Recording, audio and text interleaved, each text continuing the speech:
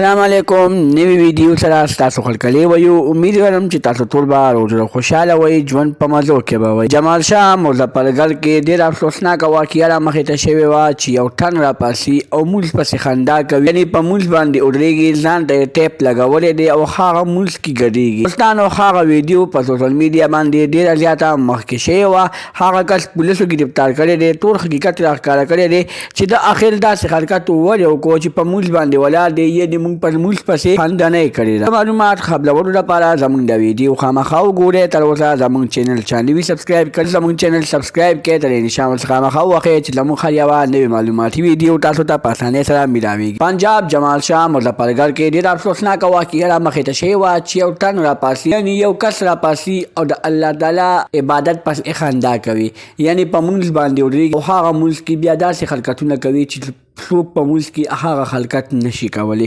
دوستانو دا په مونز کې څه داسې قسمه حرکت کوي چې په مونز کې ډانس کوي، ځان ته یې ټیپ لګولی دی او مونز پسې نخرې کوي.